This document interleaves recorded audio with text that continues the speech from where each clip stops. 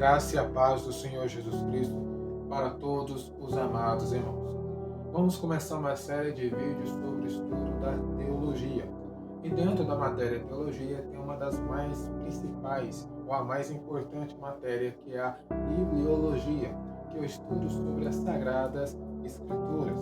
Bibliologia, biblio significa coleção ou livros, e logia, estudo ou ciência, então o estudo da coleção de livros que é a Bíblia Sagrada. E dentro desse estudo bibliológico, nós vamos passar por várias matérias, começando com o vídeo de hoje, a autoridade da Bíblia Sagrada. A bibliologia é uma das matérias mais importantes no estudo teológico, porque nós conseguimos entender Deus, Cristo ou Espírito Santo através da sua palavra. E se nós não conseguimos entender as Escrituras e como ela é formada, se ela é digna de autoridade ou não, a nossa fé é fraca. Nós devemos crescer na graça e também no conhecimento de Jesus Cristo. Começando com a aula Autoridade da Bíblia. É um estudo sobre a origem, a autenticidade e a mensagem do livro mais influente de toda a história. A origem divina das Escrituras. Pedro vai enfatizar que os escritos sagrados não têm sua origem nos homens, mas no próprio Deus. Em 2 de Pedro, capítulo 1, versículo 21 e 20 e 21, vai dizer que os homens não escreveram pela sua própria palavra, mas inspirados pelo Espírito Santo. Vamos ver o que está escrito em 2 de Pedro, capítulo 1, versículo 20 e 21. Assim diz: sabendo primeiramente isso, que nenhuma profecia da Escritura é de particular interpretação, porque a profecia nunca foi produzida por vontade de um homem algum, mas os homens santos de Deus falaram, inspirados pelo Espírito Santo. E Paulo vai confirmar isso, que a mensagem bíblica veio do alto através de 2 Timóteo 3,16, que toda a Escritura é divinamente inspirada, proveitosa para corrigir, para repreender, para instruir em justiça, para que todo o homem de Deus seja plenamente instruído para toda a boa obra. Os apóstolos ensinam que a Bíblia foi escrita por homens, sim, porém sob a inspiração e a supervisão divina. Portanto, as Escrituras são a revelação que Deus faz de si mesmo. Mesmo que os homens escreveram esse livro sagrado, mas sob a supervisão e a inspiração de Deus. Todas essas palavras vieram de Deus. Então Deus é o principal autor, mesmo que ele usou um pincel chamado humanidade. A origem é Deus, a revelação transmitida pelo Espírito Santo. A autoridade dela é infalível, regra de fé e prática. E a revelação é que Deus se faz conhecido através das Escrituras Sagradas.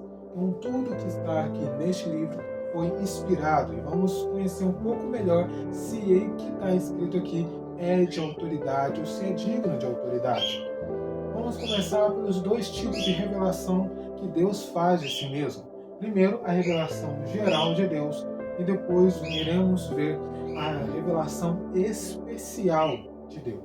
Começando pela revelação geral, Deus se faz conhecer em toda parte por meio da história, do universo e da natureza humana. Começando na história, Deus se revela pela sua soberania. Ele controla o curso dos acontecimentos, remove e estabelece governos, e nada acontece fora da sua vontade, e iremos confirmar isso nas Escrituras Sagradas. Daniel capítulo 2, versículo 21, assim vai dizer: ele muda os tempos e as estações, remove reis e estabelece reis, ele dá sabedoria aos sábios e conhecimento aos entendidos, ele revela o profundo e o escondido, conhece o que está em trevas, e com ele mora a luz. Também em Daniel, capítulo 4, versículo 25, vai dizer dessa forma: serás tirado entre os homens, e a tua morada será com os animais do campo, e te farão comer a erva como boi, e serás molhado o orvalho do céu, e passarão 7 tempos por cima de ti, até que conheças que o Altíssimo tem domínio sobre o reino dos homens e que dá a quem quer. Também em livro de Romanos, capítulo 11, versículo 22, assim diz: Considera, pois, a bondade e a severidade de Deus, para com os que caíram, severidade, mas para contigo, benignidade, se permaneceres na sua benignidade. De outra maneira também tu serás cortado. Isso é uma coisa interessante, porque o Senhor se faz conhecido através da história. Ele que coloca reis, ele que tira reis, ele que estabelece governo e ele também que tira governos. Então a história revela a Deus. Deus se faz conhecido através da história. Lembrando que a revelação geral, nós conhecemos Deus, mas não conseguimos ter o acesso completo à salvação através da revelação geral, somente da especial que iremos ver daqui a pouco. O segundo meio que Deus se faz conhecido é através do universo. Deus se manifesta pelo seu poder nas coisas criadas, o céu, a terra, o mar e tudo quanto neles há. Salmo 19, versículo 1 até o versículo 4, vai nos mostrar isso. Salmo 19, versículo 1 até o versículo 4. Os céus declaram a glória de Deus, e o firmamento anuncia as obras das suas mãos. Um dia faz declaração a outro, uma noite mostra sabedoria a outra noite. Não há linguagem nem fala, onde não se ouça sua voz. A sua linha se estende por toda a terra, e as suas palavras até o fim do mundo. Neles pôs uma tenda para o sol. Também livro de Atos, capítulo 14, versículo 17, 15 ao 17. Dizendo isso, senhores, por que fazeis essas coisas? Nós também somos homens como vós, sujeitos às mesmas paixões, e anunciamos que vos convertais dessas vaidades ao Deus vivo, que fez o céu e a terra, o mar e tudo quanto há neles, o tempo, ao qual o tempo nos passados deixou andar todas as nações em seus próprios caminhos, e contudo não se deixou a si mesmo sem testemunho, beneficiando-vos lá do céu, e dando-nos chuva e tempos frutíferos, enchendo o mantimento e de alegria os nossos corações. E para finalizar, uma passagem muito conhecida que mostra claramente que conhecemos Deus através do universo, Romanos capítulo 1, versículo 18 até o versículo 21. Porque do céu se manifesta a ira de Deus sobre toda a impiedade e injustiça dos homens, que detêm a verdade e injustiça. Portanto, o que de Deus se pode conhecer nele se manifesta, porque Deus lhe manifestou. Porque as suas coisas invisíveis, desde a criação do mundo, tanto o seu eterno poder como a sua divindade se entendem, e claramente se vê pelas coisas que estão criadas, para que eles fiquem inexcusáveis. Portanto, tendo conhecido a Deus, não glorificaram como Deus, nem lhe deram graças, antes em seus discursos desvaneceram, e o seu coração insensato se obscureceu. Então, através da natureza, do universo, do céu, do sol, da lua, das estrelas, de todas as coisas que são criadas, nós entendemos e podemos chegar ao conhecimento de Deus. Deus se faz conhecido através da história, mas também através do universo. Conhecemos que Ele é todo poderoso, conhecemos que Ele é todo maravilhoso, conhecemos a sua onipotência, a sua onisciência, a sua onipresença, também através da revelação geral que se faz conhecido através do universo. Nós entendemos o universo porque em Gênesis capítulo 1, versículo 1, vai dizer umas coisas bem interessantes. Diz que no princípio criou Deus os céus e a terra. Só que a ciência já fala sobre isso. A ciência fala que precisa ter tempo, espaço e matéria. Esses três precisam ser criados para que venha a existir a vida. Em Gênesis 1, versículo 1, vai dizer isso. No princípio, tempo. Deus criou o tempo. Criou os céus, espaço, e a terra, que seria a matéria. Então, desde o início, Deus já se faz conhecido através da sua criação.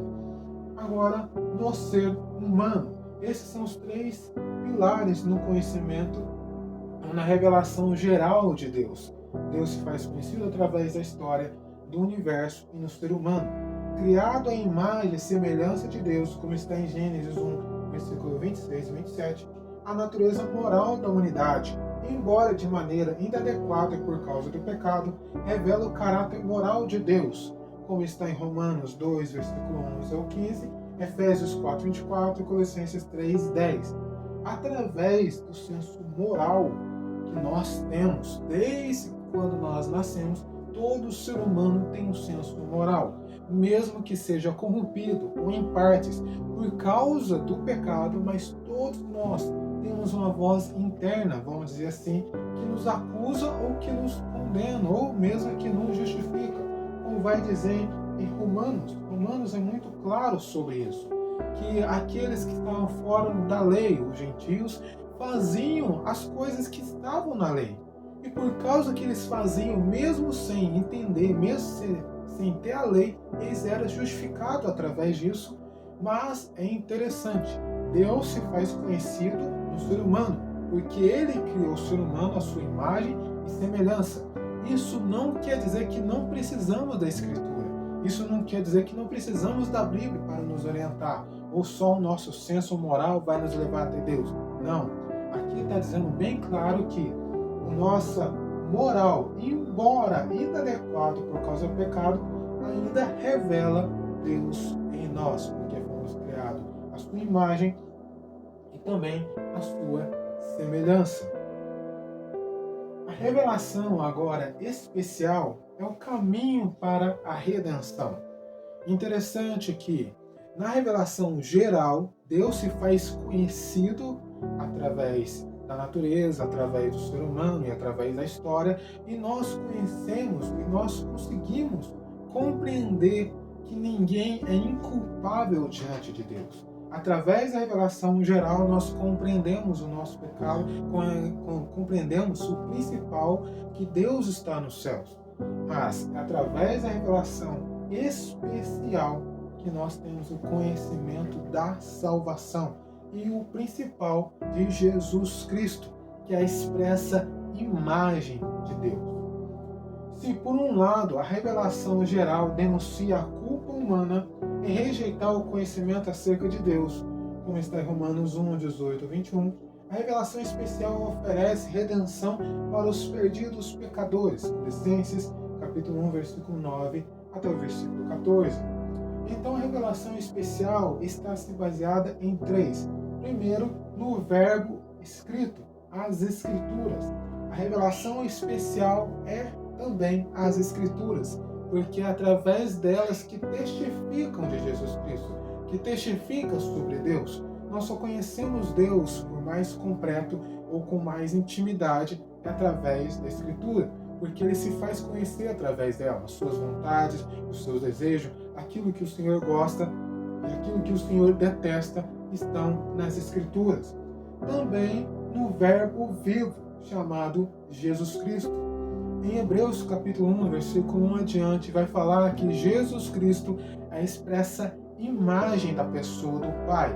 Então, se quisermos conhecermos o Pai, nós também temos que conhecer o Filho. Não tem a possibilidade de conhecermos o Pai se não passarmos pelo Filho, que é o caminho, que é a verdade e a vida. E o terceiro é o conhecimento da pessoa de Cristo revelada. É através desse conhecimento de Jesus Cristo que nós temos a redenção pelos nossos pecados. A redenção para um caminho melhor que Cristo nos ofereceu. Então, se por um lado a revelação geral vai denunciar a nossa culpa, porque não aceitamos o conhecimento de Deus através do universo, da natureza e também da humanidade, vem a revelação geral e nos mostra um caminho pelo qual nós devemos seguir, e principalmente a pessoa de Jesus Cristo através das Escrituras. Então Deus se faz conhecer através do universo, através da natureza e através da humanidade. Mas é mais intensificado nas Escrituras e no verbo vivo chamado Jesus Cristo. E uma coisa interessante, em João 20, 31 vai dizer o seguinte: esses que seriam os sinais Porém, se fossem escritos para que creiais que Jesus é o Cristo e o Filho de Deus, para que, crendo, tenhais a vida em seu nome. Então, os sinais que seriam a Escritura, que seria também os sinais que Cristo fez quando estava aqui na terra, todas essas coisas foram escritos para que creiais que Jesus é o Cristo. A Escritura testifica de Jesus Cristo. A Escritura não foi feita por causa do homem, a Escritura foi feita por causa de Cristo. O universo, as coisas que estão sendo criadas foram feitas por causa e para Cristo. Nós é a consequência desse amor, mas o principal é Cristo. Agora, sobre as evidências da autenticidade das Escrituras Sagradas. Porque ela tem a autoridade, porque ela é digna de autoridade da nossa confiança. E vamos ver sobre as evidências internas e também as evidências externas das Escrituras. A palavra autenticidade vem do grego autentes, que tem um sentido naquilo que é verdadeiro. Quando aplicado às Escrituras, o termo indica a autoridade da Bíblia. E aqui estão 3 evidências. É claro que tem mais, mas vamos passar somente por esses 3. A unidade e a consistência, a ação do Espírito Santo e a profecia de eventos futuros. Começando pela unidade e consistência, em um período aproximado de 1.600 anos, quando Moisés começou a escrever o livro de Gênesis, até o último livro que João escreveu, foi no livro de Apocalipse, na ilha de Patmos, foi aproximadamente 1.600 anos. A Bíblia foi escrita em 2 principais idiomas, que seriam hebraico do Antigo Testamento e grego do Novo Testamento, e um dialeto que seria o aramaico, pequenas porções do livro de Daniel e Esther, por cerca de 40 pessoas diferentes em classes sociais também diferentes. Então, aproximadamente 40 pessoas escreveram todos os 66 livros da Bíblia Sagrada, em lugares e circunstâncias distintas que abordaram 70 de temas.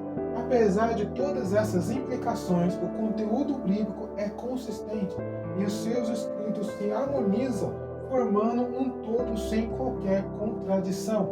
Salmo 18:30 e também Salmo 33, versículo 4, que vai falar que a palavra de Deus é pura, é reta e digna de autoridade.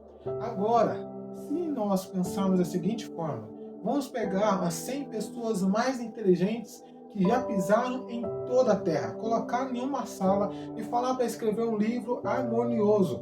Não vai sair, não tem como, porque nós erramos. Só é tão consistente nessa unidade porque Deus a supervisionou, porque Deus a inspirou os homens santos de Deus para escrever conforme a vontade dele. Então isso é um digno de autoridade. Imagina, 1.600 anos em 3 continentes diferentes, em 3 idiomas diferentes, 40 pessoas diferentes, em classes sociais. Já teve pescador que escreveu, teve reis que escreveram, teve profetas que escreveram, teve sacerdotes que escreveram, e aí por diante. Em situações distintas, abordaram centenas de temas e todos se harmonizam perfeitamente. A segunda evidência interna é a ação do Espírito Santo em nós. Por meio de uma leitura da Bíblia, é possível ouvir a voz de Deus agindo como uma espada que penetra até a divisão da alma e do espírito. Hebreus 4, versículo 12. Como discípulos no caminho de Emaús, aquele que aceita a mensagem da palavra experimenta a chama do Espírito arder no coração e passa a compreender o plano da salvação. Lucas 24, 31 ao 32. Não tem como compreender as Escrituras sem o Espírito Santo, sem a iluminação do Espírito Santo. E o Espírito Santo testifica dessa palavra. Interessante que a Bíblia é o único livro que nós possamos ler que o autor se faz presente, que ele convence do pecado, da justiça e do juízo como lemos esse livro. Nenhum outro livro, você pode pegar os 100 piores presos quiser existir os 100 piores assassinos e assim por diante, colocar tudo numa prisão e colocar em qualquer outro livro nessa prisão, eles não vão sair convertidos. Mas se colocar uma Bíblia lá, com certeza no final de 365 dias ou no final de um ano, vai estar uma igreja lá, já vai ter convertidos, porque a Bíblia é o poder de Deus. O Espírito Santo age através das Escrituras. A terceira evidência da autenticidade da Bíblia é a profecia de eventos futuros. A exatidão do cumprimento das profecias comprova a veracidade das Escrituras. Suas profecias foram anunciadas muitos séculos antes dos eventos acontecerem com clareza e precisão. E eu quero deixar um deverzinho para você para casa. Quero que você abra cada referência e olhe na sua Bíblia para realmente você comprovar que cada evento foi se cumprindo. Primeiro, o nascimento virginal de Cristo tem a sua profecia em Isaías 7, versículo 14, e o cumprimento em Mateus 1, 23. A sua morte na cruz tem a sua profecia em Salmos 22, 16, e o cumprimento em João 19, 36. O local da sua sepultura, a profecia Isaías 53, versículo 9, o cumprimento em Mateus 27, do 57 ao 60. E a profecia, a sua ressurreição, está em Salmo 16, versículo 10, e o cumprimento em Mateus 28, versículo 6. Essas são as três evidências internas que mostram que a Escritura é digna de autoridade, mas é uma evidência interna. Vamos passar brevemente sobre as evidências externas. Lembrando que as evidências externas precisaria de vários vídeos mostrando, e eu creio que tem muitos, se você pesquisar no próprio YouTube, mostrando que a arqueologia já mostra que a Bíblia é verdadeira, a história, a ciência, assim por diante. Mas vamos passar aqui bem brevemente. Primeiro, a evidência externa fora da Bíblia é o registro histórico. Os acontecimentos narrados nas Escrituras são comprovados por outras fontes históricas das nações. Quer dizer que as nações que nem eram crentes ou cristãos, eles escreveram referente a Jesus. Vou dar um exemplo de Flávio José, um historiador judeu que viveu por volta do tempo de Jesus, relatou que existiu um homem chamado Jesus que viveu, morreu, e os seus discípulos continuamente falavam que ele ressuscitou. Entre também está um arqueólogo romano e várias outras fontes históricas que comprovam que a Bíblia é verdadeira, que comprovam as histórias da Bíblia Sagrada. E não somente o registro histórico, mas também as descobertas arqueológicas, evidências materiais, até os relatos bíblicos ao longo dos séculos. Uma coisa interessante é que até no século, por volta de 18 a 19, a Babilônia era considerada pelos céticos como inexistente. A maioria dos estudiosos até o século XIX não acreditava o relato de Daniel na Babilônia e o Nabucodonosor, mas após as descobertas arqueológicas comprovaram que realmente existiu Babilônia, realmente existiu um homem, rei, chamado Nabucodonosor, e possivelmente existiu também Daniel, e assim como está a Escritura Sagrada. Os eventos arqueológicos mostram e comprovam que as histórias da Bíblia Sagrada é verdadeira e digna de autoridade. Então a história colabora com isso, a arqueologia também e os pressupostos científicos. Os princípios revelados nas Escrituras se harmonizam com as descobertas da ciência. Vou dar uma pequena pincelada. No livro de Jó vai dizer que a Terra está suspensa ao nada. Mas somente no século XIX que a ciência foi descobrir que a Terra está pairando sobre o nada. Não existe o exemplo. Nas religiões em volta de Israel, no período de Jesus Cristo, existiam várias religiões. E cada uma delas acreditava numa coisa. Um exemplo disso é a religião da Grécia. Acreditava que existia um titã que carregava o mundo inteiro nas costas. Mas somente no século XIX que a ciência foi mostrar aquilo que a Bíblia já dizia, que a Terra está pairando sobre o nada, e assim por diante. Então, a despeito a ser contestado por ateus e incrédulos, a Bíblia permanece como o livro mais traduzido e lido por toda a história da humanidade. E temos uma referência, Marcos 13:31. Então, a Bíblia Sagrada é digna sim de confiança e de autoridade. Ela tem evidências internas e tem evidências externas. E um evento que é mais relatado externo em todo o período da história é a ressurreição de Cristo Jesus.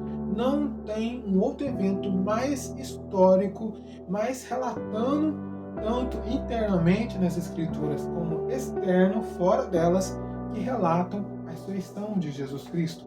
Interessante que o apóstolo Paulo vai dizer em Coríntios: se por acaso Cristo não ressuscitou, vã é a nossa fé. Então, se algum cético quiser provar que a Bíblia é falsa ou que a religião cristã é falsa, é somente ir contra a ressurreição. Só que isso é impossível.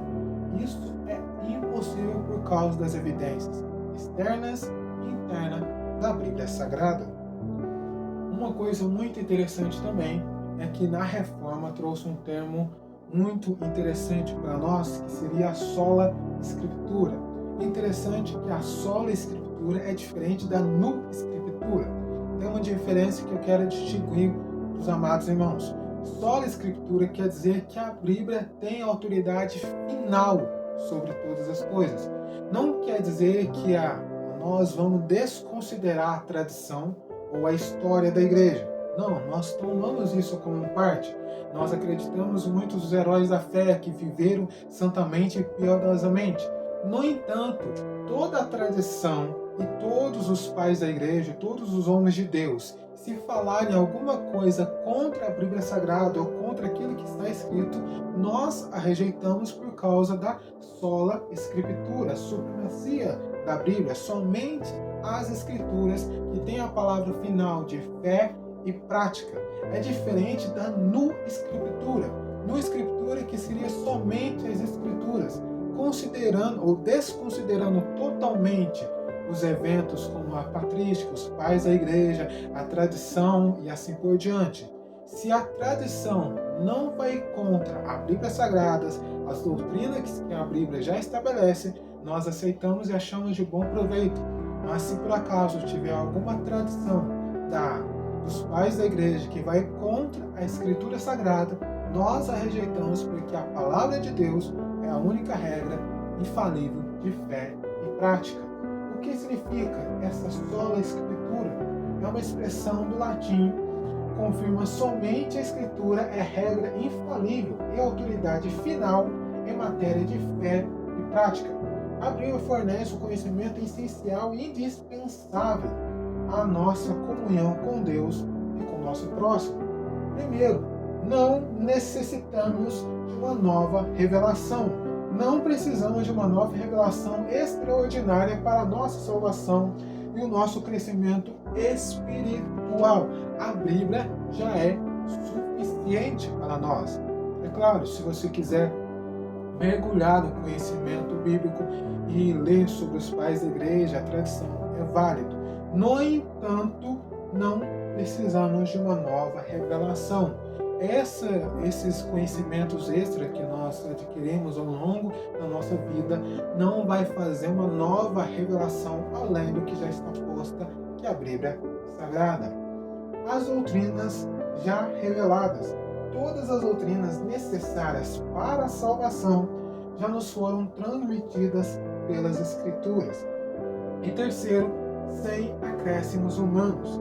Nenhuma tradição humana pode acrescentar ou retirar coisa alguma que está no livro de Apocalipse, capítulo 22, versículo 18 e 19. Nenhuma tradição ou nenhuma dizer humano, nenhuma frase humana, nenhum pensamento humano, nada que foi feito pela humanidade pode ir contra as Escrituras, seja para salvação ou acrescentar ou tirar algo dela. Deus a preservou muito bem ao longo da história. O propósito da palavra de Deus. Interessante que a Bíblia vai trazer um simbolismo muito interessante, que a Bíblia Sagrada ela é relatada como martelo, como espada e como fogo. Como martelo é aquela que despedaça a penha, derrubando as nossas fortalezas. Como espada é o que penetra no íntimo, julgando os nossos pensamentos e atitudes. Como fogo é aquela que consome e purifica, transformando as nossas vidas. O poder se assemelha ao fogo que consome e purifica, bem como a de um martelo que despedaça a penha. Nada pode impedir o cumprimento da palavra de Deus. Quando tentado no deserto, o próprio Cristo derrotou Satanás usando o poder da sua palavra. Ele venceu as sugestões do diabo ao fazer citações das Sagradas Escrituras.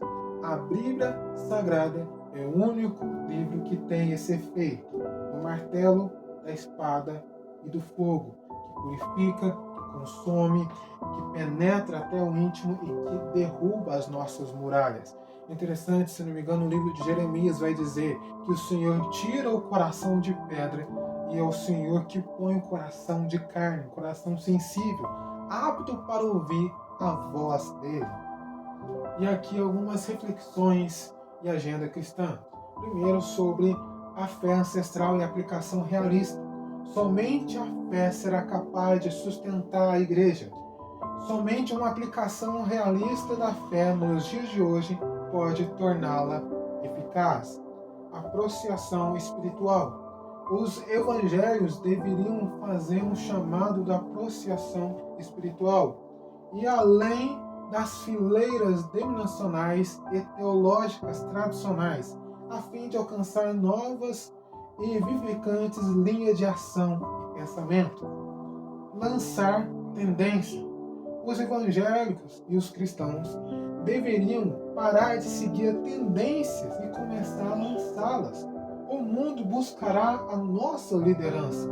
Quando avançamos pelos caminhos da ação cristã com uma agenda nova e revigorada. Eu quero dar uma ênfase principalmente nessa parte.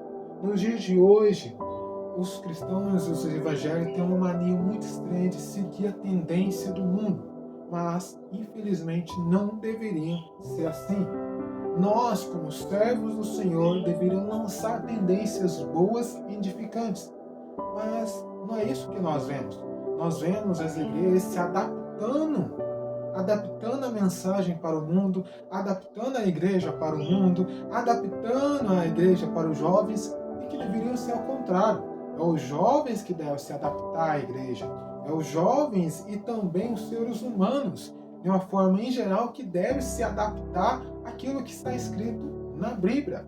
E não a Bíblia se adaptar às vontades humanas.